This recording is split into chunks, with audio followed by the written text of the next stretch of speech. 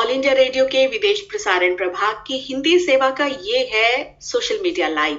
स्वागत आप सभी का नीलम मलकानिया की ओर से। दोस्तों, आज है पृथ्वी दिवस।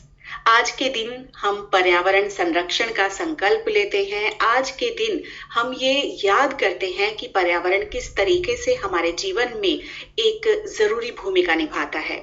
और वैसे भी चाहे प्राकृतिक आपदा का जिक्र हो या फिर जीवन को बेहतरी की तरफ ले जाने की कोशिश हो, हम ये देखते हैं कि घूम फिर कर हम सब कहीं ना कहीं पर्यावरण से ही जुड़ जाते हैं। एक छोटे से पौधे से लेकर घने जंगल तक हमारे जीवन में कहीं ना कहीं बहुत बड़ी भूमिका निभा रहे होते हैं, चाहे हमें इस बारे में जानकारी हो या ना हो।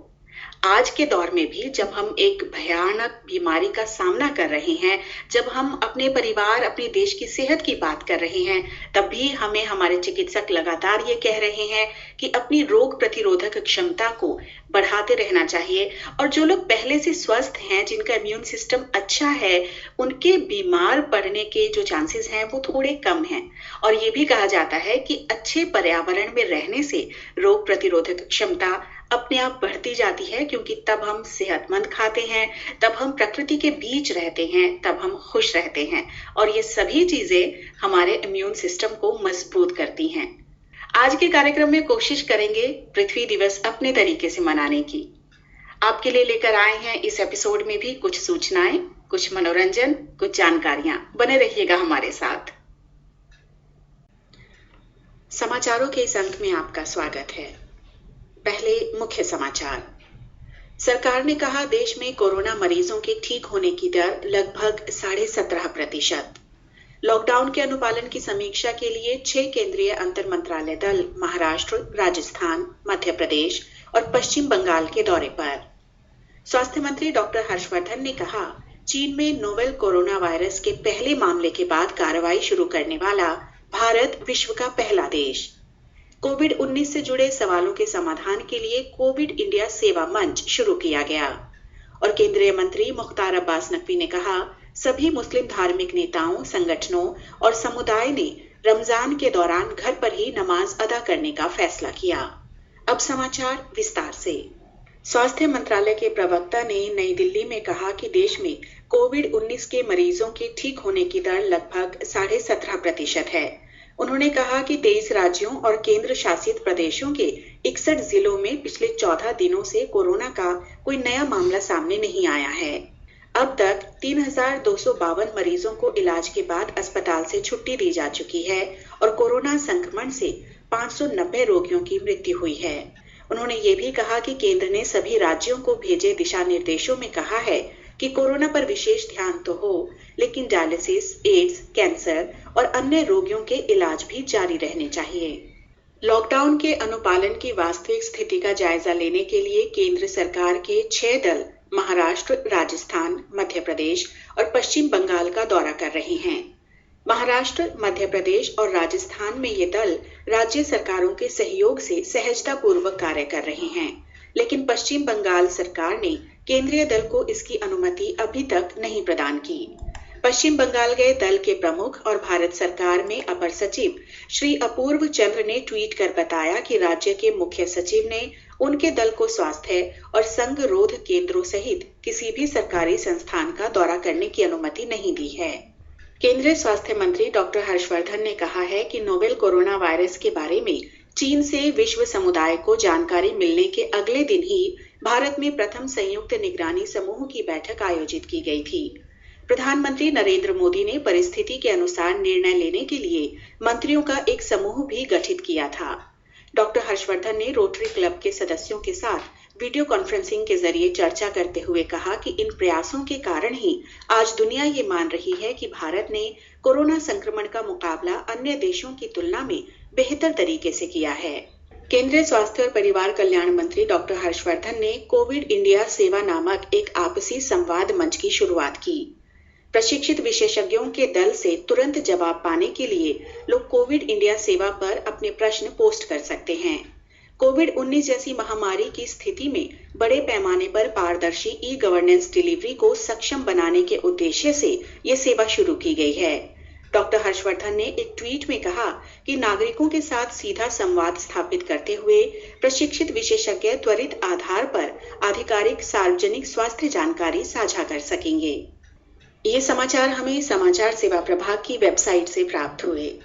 अल्पसंख्यक मामलों के मंत्री मुख्तार अब्बास नकवी ने कहा है कि धर्मनिरपेक्षता और सद्भाव राजनीतिक फैशन नहीं है, बल्कि ये भारत और भारतीयों के लिए एक अच्छा जुनून है।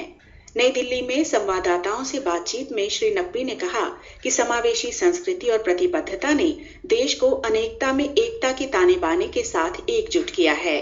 उन्होंने कहा कि अल्पसंख्यकों सहित सभी नागरिकों के संवैधानिक, सामाजिक और धार्मिक अधिकार भारत की संवैधानिक और नैतिक गारंटी है। श्री नकवी ने कहा कि भारत में मुसलमान समृद्ध हैं और जो लोग माहौल को खराब करने की कोशिश कर रहे हैं वे उनके मित्र नहीं हो सकते। उन्होंने कहा कि लोगों को दुष्प्रचार के उद्देश्य से फैलाई जा रही फर्जी खबरों और साजिशों के प्रति सावधान रहना चाहिए।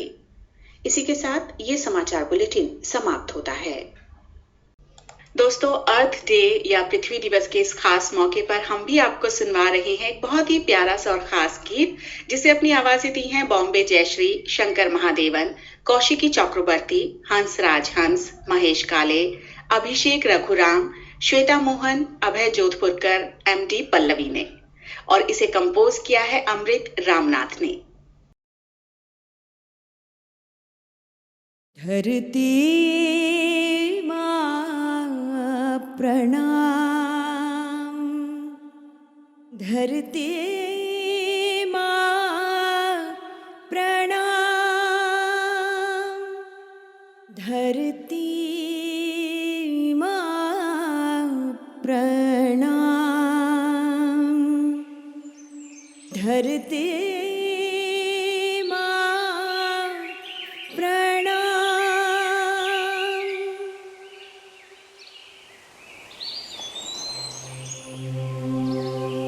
மண்ணில் மரமாக வீணில் மழையாக நலமே நல்கும்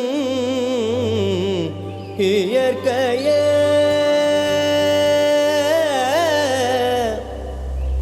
தாய்மையில் வடிவாக தெய்வத்தின் நிழலாக நடந்தாய் என்றென்றும் வாழியவே வாழியவே வாழியவே ধরণী মা শত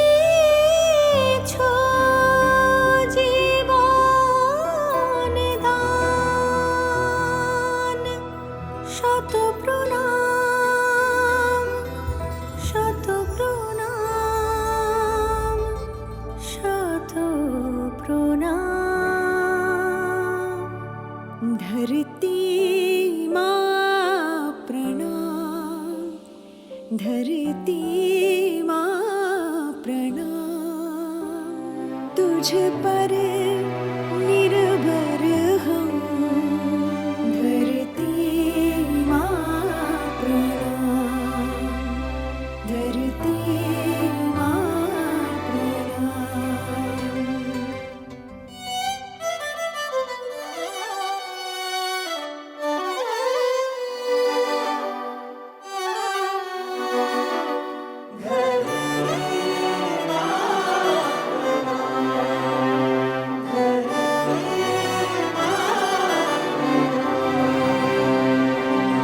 नतमस्तक हो या धरणीला माय जगाची यावनीला, नतमस्तक हो या धरणीला माय जगाची यावनीला, हिच्या गर्भात गूढ रहस्य जीवन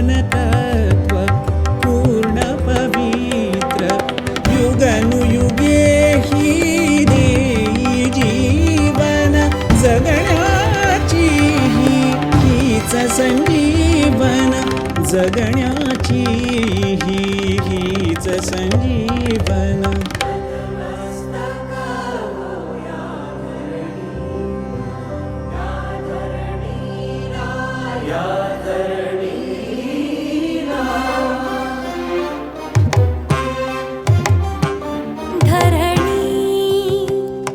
वसुधे वसन्तवर्णविलोले प्रणामम् आत्मप्रणामम् अपराधं कुरुतिन्ने काकणं सर्वं जनिक्युं मण्णिल् सर्वं काकुं नेञ्जिल् वसुधे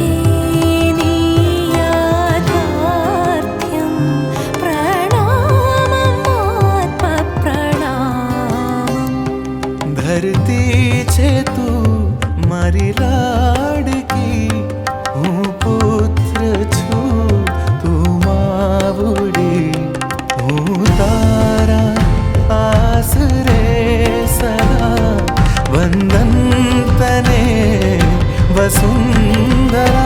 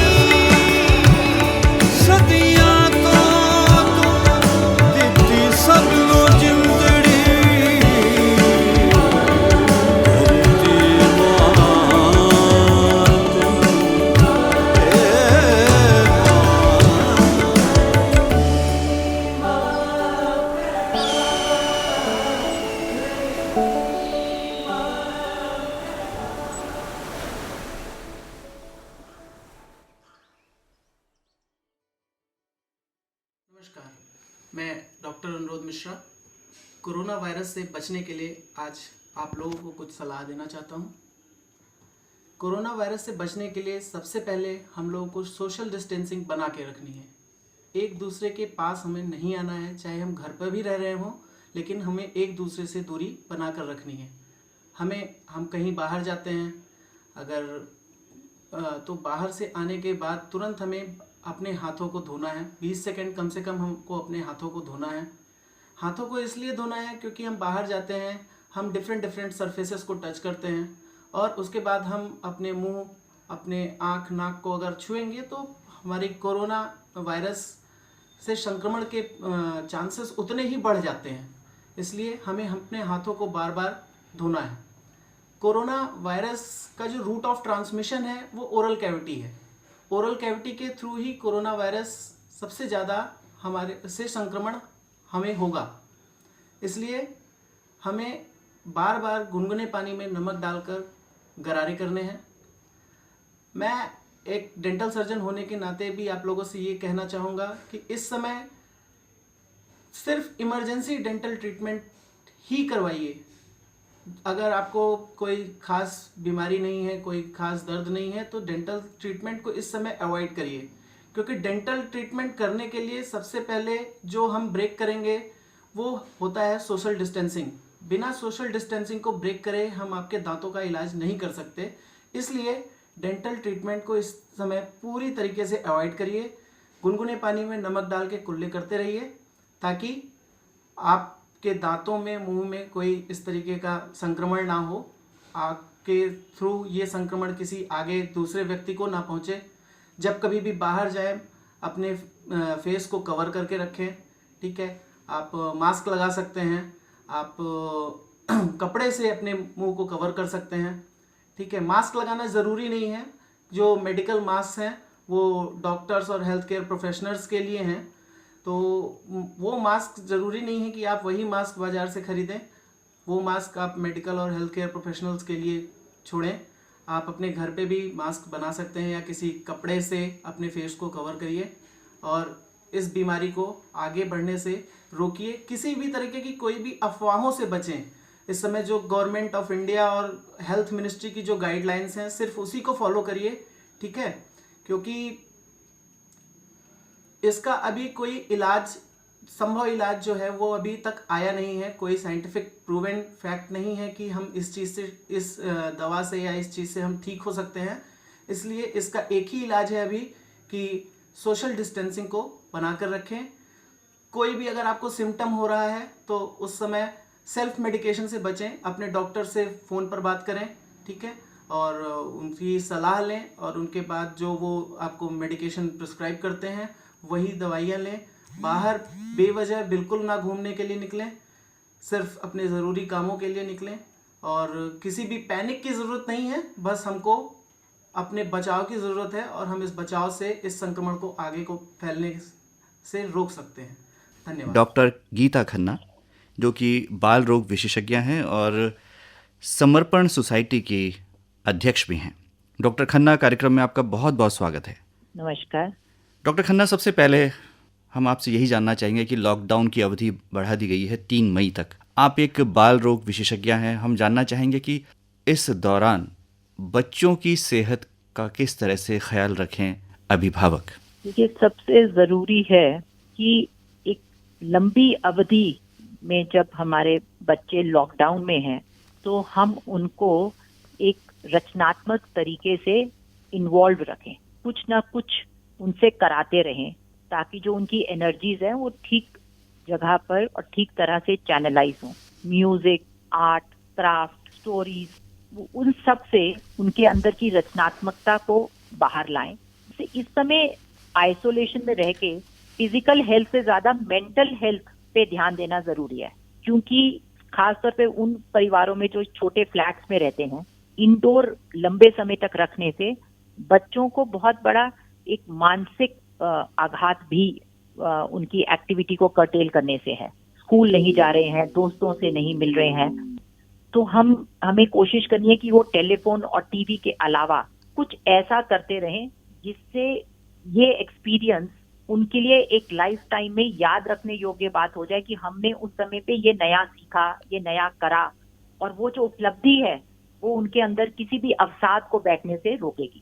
उसके साथ साथ क्योंकि वो लंबे समय के लिए घर हैं, तो खान पान पे ध्यान देना जरूरी है कि हम बहुत ज्यादा उनको जो भी दे रहे हैं वो सीमित हो और हेल्दी हो, उसमें सब्जी का, फलों का समावेश हो, या बार बार बच्चा ना खाए, और उसमें फिजिकल एक्टिविटी कहीं ना कहीं योग द्वारा, सूर्य नमस्कार द्वारा, या पूरा परिवार मिलके कुछ इस तरह की अंदर रहकर भी फिजिकल एक्सरसाइज जरूर करे ताकि बच्चों में आलस और मोटापा ये प्रॉब्लम्स ना आ पाए। बिल्कुल सही कहा आपने डॉक्टर गीता खन्ना कि बच्चे इस समय प्रभावित हैं और उनको घर के अंदर कैद रख पाना थोड़ा मुश्किल होता है, तो इस तरह की गतिविधियां संचालित की जानी चाहिए और माँ बाप की बहुत बड़ी भूमिका इसमें हो जाती है।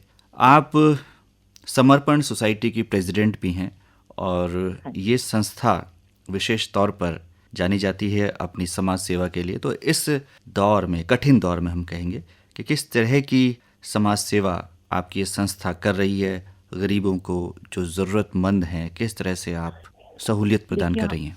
हम 3 एंगल्स पे काम कर रहे हैं। पहला है कि समर्पण 6 मलिन बस्ती वाले इलाके, जाखन, कारगी, माजरा, रीठा मंडी और ऐसे जो हमारी मलिन बस्तियां हैं, 6 अर्बन सेंटर्स का संचालन कर रही है। यहाँ से स्वास्थ्य सेवाएं सुचारू रूप से हमारे डॉक्टर्स और उनकी टीम देते रहे हैं और अब तक करीब 1000 मरीजों को हम स्वास्थ्य परीक्षण करके दवा दे चुके हैं। उसके अलावा घर घर जाकर क्वारंटाइन वाले पेशेंट्स को पोस्टर लगाना, उनकी काउंसलिंग करना, उनको कोरोना के बारे में बताना और एज सच वहाँ की लोकेलिटी में ग्रुप्स में सोशल डिस्टेंसिंग का ध्यान रखते हुए उनको कोरोना के बारे में बताना, उसके बचाव के बारे में समझाना, ये हम लोग कर रहे हैं इन सभी बस्तियों में, जिसमें से एक है कारगी ग्रांट, जहाँ पर हम जानते हैं सब कि सबसे ज्यादा कोरोना पॉजिटिव मरीज हैं।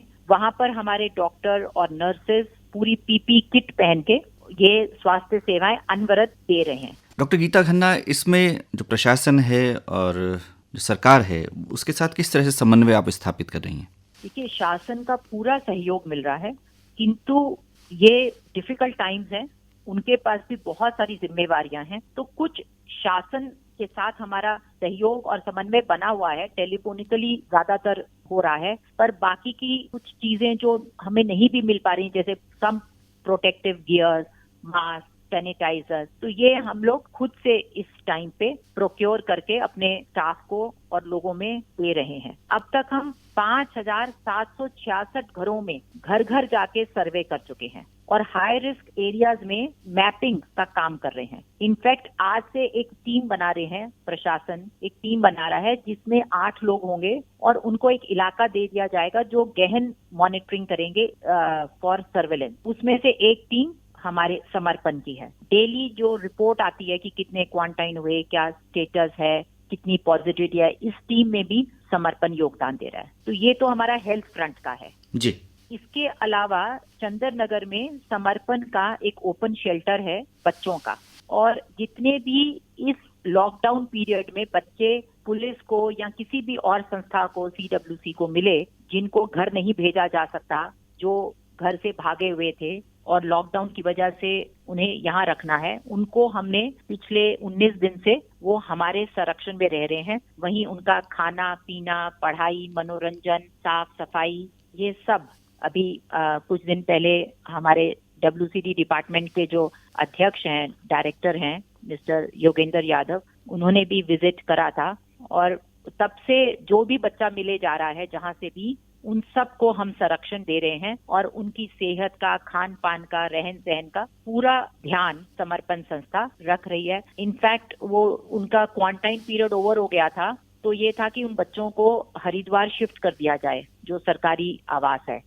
पर जब ऑफिसर्स आए उनसे मिलने के लिए, तो उन बच्चों ने इतनी प्रसन्नता जाहिर करी कि उन्होंने बोला कि मैडम ये हम यहीं छोड़ देते हैं, और हमने सहर्ष उनके इस अनुरोध को माना है और वो बच्चे अभी भी हमारे पास ही रहेंगे जब तक कि उनके परिवार वालों तक हम उन्हें नहीं पहुंचा देते। इसके साथ साथ हमने करीब 9.5 लाख रुपए का राशन CSR फंड से जुटाया समर्पण ने, और CDO और पुलिस और WCD डिपार्टमेंट के माध्यम से जैसे जैसे जरूरत जहां जहां आ रही है, हम वो राशन, ड्राई राशन की किट वो उपलब्ध करा रहे हैं। कुछ बट चुकी हैं अभी, क्योंकि राशन काफी है, तो वो हल्के हल्के जैसे जैसे रिक्वायरमेंट आ रही है, समर्पण संस्था वहां पर CDO मैडम के कहने से या यादव सर या पुलिस चौकी, जहां से भी हमें रिक्वायरमेंट भेजी जाती है, शासन के साथ समन्वय बिठा के वो हम पहुंचा रहे हैं। डॉक्टर गीता खन्ना, एंगल्स पे हम काम कर रहे हैं। डॉक्टर गीता खन्ना, हम जानना चाहेंगे कि आपने बताया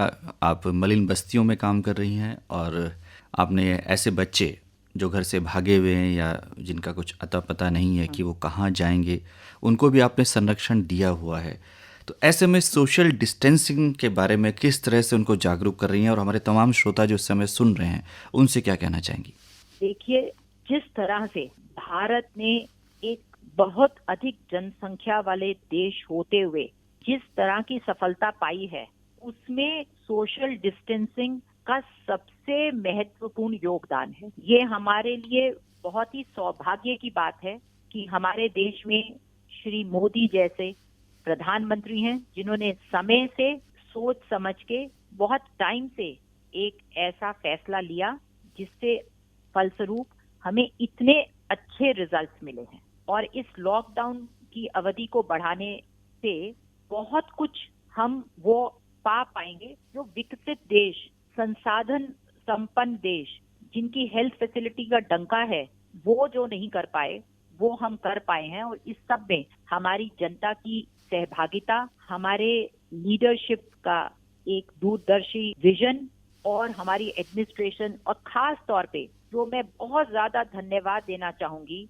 वो है हमारे पुलिस कर्मियों का। हर रैंक और फाइल जुटी है वो हमारे पुलिस कर्मी हैं, जो कि सहायता भी दे रहे हैं, डांट भी लगा रहे हैं, समझा भी रहे हैं, और दिन रात एक करके हम सबको घरों के अंदर महफूज बनाने में अपनी पूरी भूमिका निभा रहे हैं। तो सोशल डिस्टेंसिंग, हैंड वॉशिंग, हाथ धोने की प्रक्रिया, और साथ ही में बच्चे हों या बड़े हों, कुछ इम्यूनिटी बढ़ाने वाले, प्रतिरोधक क्षमता जिनसे बढ़ती है, जैसे कच्ची हल्दी, तुलसी का पानी, कुछ नट्स और हरी पत्तेदार सब्जियां और योगाभ्यास, अगर हम इन सब का अनुपालन करेंगे तो भारत कोविड-19 की रोकथाम में विश्व में एक मिसाल बन के उभरेगा। ये मेरा पूरा विश्वास है कि जो सफलता हमने अब तक पाई है, अगर हमारी जनता, हमारे लोग, हमारे प्रधानमंत्री जी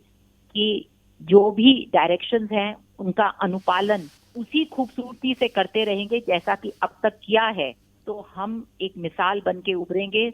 और सारी दुनिया इस समय भारत की तरफ देख रही है कि कैसे अपने पुराने संस्कार और मान्यताओं के बलबूते पे इतना ज्यादा पॉपुलस कंट्री, जिसके बहुत सीमित स्वास्थ्य संसाधन हैं, वो कोरोना से इतनी अच्छी लड़ाई लड़ रहा है। मैं ग्रेड 5 पे पढ़ता हूँ। मैं 9 साल का हूँ। आपको पता है कि कोरोना वायरस कितना फैल रहा है। मैं तो रोज सैनिटाइजर से हाथ धोता हूँ। आप क्या करते हो? मैं तो जब भी कोई माँ की चीज आती है तो पहले उसको सैनिटाइज करता हूँ, फिर उसको लेता हूँ और टच करता हूँ, वरना नहीं लेता मैं। आपको पता है कि मेरे साथ मेरा एक छोटा भाई है, उसका नाम निक है, तो मैं उसको छूने से पहले अपने हाथ धोता हूँ और सबको मैं बोलता हूँ कि पहले हाथ धो, फिर उसको टच करो, वरना मत करो। जब ये लॉकडाउन खत्म होगा और कोरोना वायरस खत्म होगा तब हम बाहर जा पाएंगे, स्कूल जाएंगे, मस्ती करेंगे और बहुत ज़्यादा चीज़ें करेंगे, यम्मी खाएंगे। चलो मैं चलता हूँ भाई। अरे एक चीज़ तो भूल ही गया कि स्टे होम स्टे सेफ। नमस्कार, मैं भारती आनंद देहरादून से। हम सभी जानते हैं कि पूरा विश्व इस समय कोरोना के संकट से गुजर रहा है। संकट काल के दौरान मेरे मन में आई विचारों को मैंने कविता के रूप में इस प्रकार रखा है। संपूर्ण विश्व जूझ रहा है आज एक महामारी से। संपूर्ण विश्व जूझ रहा है आज एक महामारी से। मानव जाति भयभीत हुई इस भयावह बीमारी से। विषाणु जनित है रोग बुरा, विषाणु जनित है रोग बुरा। शीघ्र न लक्षण दिखते इसके, पूर्ण देह को वश में कर लेता अंतराल में 14 दिन के। होने लगते शिथिल अंग अंग और दवाई बेअसर, तब होता एहसास हमें बीमारी की लग गई नजर। थमने लगी है सांसें जग में, चहुं ओर कोहराम मचा। विषाणु जनित रोग कोरोना से कोई भी जीवित न बचा।